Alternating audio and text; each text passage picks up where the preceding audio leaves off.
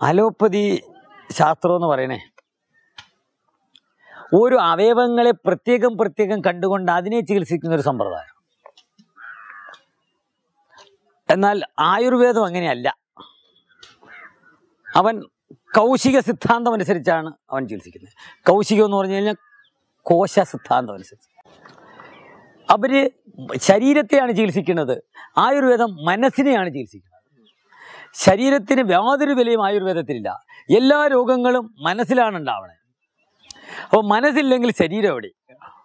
അവർ ഓരോരോ അവയവങ്ങൾക്ക് കട്ട് ചെയ്യുന്നു, മുറിക്കുന്നു, മാറ്റിവെക്കുന്നു, ശസ്ത്രക്രിയ നടത്തുന്നു, ഓപ്പറേഷൻ ചെയ്യുന്നു, ഓപ്പറേഷൻ ഇല്ലാത്ത ശസ്ത്രക്രിയ വരെ അവിടെ നടത്തുന്നുണ്ട്. പക്ഷെ എന്താണ് അവർ ചെയ്യുന്നത് അത് അവർക്കും അറിയില്ല. കാരണം രണ്ടിനെയും രണ്ടായി കണ്ടുകൊണ്ട് ഈ പ്രപഞ്ചത്തിൽ ഒന്നും ചെയ്യാൻ പറ്റില്ല. ഒന്നായി കാണും. ശരീരവും മനസ്സും ഒന്നായിട്ട് കണ്ടുകൊണ്ട് ശരീരത്തിനകത്തല്ല മനസ്സിരിക്കുന്നത്, മനസ്സിനകത്താണ് ശരീരം ഇരിക്കുന്നുള്ള ഞാൻ നേരത്തെ പറഞ്ഞ അതേ വാചകം. നാട്ടുവൈദ്യം അതല്ല. ആയുർവേദത്തിൽ കൂടുതൽ രസായന ചികിത്സകളാണ്. എന്നാൽ നാട്ടുവൈദ്യം എന്ന് പറഞ്ഞാൽ പാരമ്പര്യ വൈദ്യം.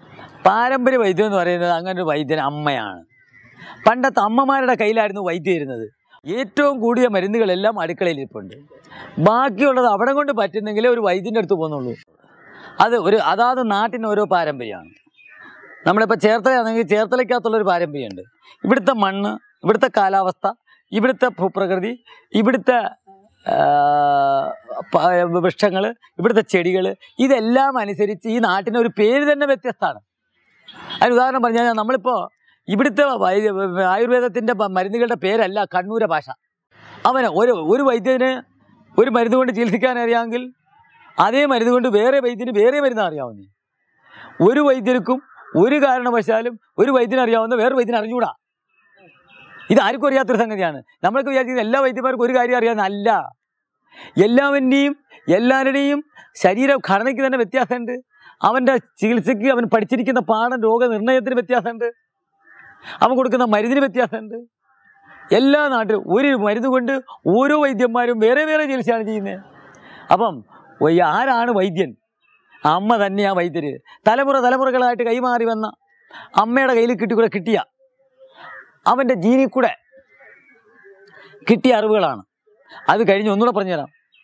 ഒരു പട്ടി കറുകപ്പുല്ല് തന്നെ അതിന് വയറുവേദന വരുമ്പോൾ തിന്നുന്നതിൻ്റെ അർത്ഥം ആ പട്ടിക്കുട്ടി ആ പട്ടിയെ വേറൊരു പട്ടിയല്ല പഠിപ്പിച്ചത്. അതിൻ്റെ തള്ളയും തന്തയും വയറുവേദന വന്ന സമയത്ത് ആ കറുകപ്പുല്ലായിരുന്നു തിന്നത്, അല്ലെങ്കിൽ മുത്തങ്ങയുടെ ഇല തിന്നു, അല്ലെങ്കിൽ നെല്ലിൻ്റെ ഓല തിന്നു. അതാരും പഠിപ്പിക്കണം. അത് നൈസർഗിക. ഈ ഇടയ്ക്ക് എൻ്റെ ഫേസ്ബുക്കിനകത്ത് ഓരോ ഡോക്ടർമാർ എഴുതിക്കുന്നു, പാരമ്പര്യത്തിൽ കൂടെ പഠിച്ചാലേ വൈദ്യം പഠിക്കാൻ പറ്റുള്ളൂ, ഒക്കത്തുള്ളൂ, കറച്ച് പറയുന്നു. എൻ്റെ അച്ഛനൊരു വൈദ്യരായിരുന്നു, അമ്മൂമ്മ വൈദ്യരായിരുന്നു. അപ്പോൾ അതിൽ നിന്നായിരിക്കാം എനിക്ക് കിട്ടിയത്. ഞാൻ എഞ്ചിനീയറിംഗാണ് പോയത്, ആദ്യം പഠിക്കാൻ പോയതല്ല. ഇതല്ലാതെ വന്ന് ഇറങ്ങി വന്ന് പഠിച്ചതാണ്. ഇറങ്ങി വന്ന് പഠിച്ചു. ഒരുപാട് വൈദ്യന്മാരുടെ കൂടെ നടന്നും അവരുടെ അനുഭവം കണ്ടും അവരെ കാലിൽ തിരുമ്മി കൊടുത്തും ഒക്കെ പഠിച്ചതാ. അതാണ് അനുഭവ സമ്പത്ത്.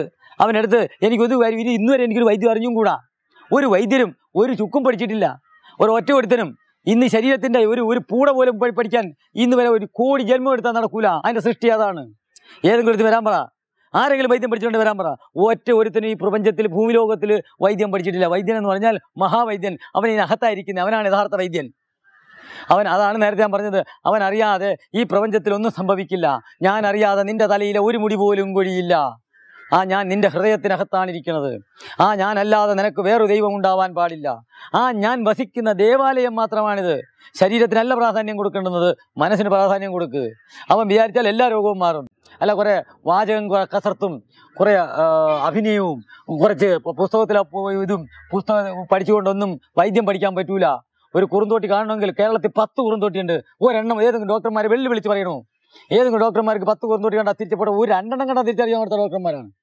പിന്നെ അല്ലേ 10 കുറുന്തോട്ടി കാണിച്ചു കൊടുക്കുക. ഇപ്പോഴത്തെ പുട്ടൽപ്പീര കുറുന്തോട്ടിയാണ്, ഊരം കുറുന്തോട്ടിയാണ്, അളിയൻ കുറുന്തോട്ടിയാണ്, പിന്നെ ആന കുറുന്തോട്ടിയുണ്ട്, നാടൻ കുറുന്തോട്ടി. ഇതിൻ്റെയൊക്കെ ഈ 2 എണ്ണമുണ്ട്.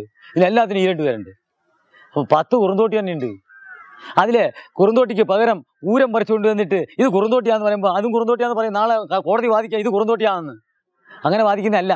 ആന കുറുന്തോട്ടിയുടെ ജോലി വേറെയാണ്, അളിയൻ കുറുന്തോട്ടിയുടെ ജോലി വേറെയാണ്, നാടൻ കുറുന്തോട്ടിയുടെ ജോലി വേറെയാണ്. ഇതെല്ലാം പരസ്പരം അടിയണമെന്നുണ്ടെങ്കിൽ ഒരു പുസ്തകത്തിൽ നിന്ന് പഠിച്ചാൽ പറ്റൂല. അത് ഇറങ്ങി വാ,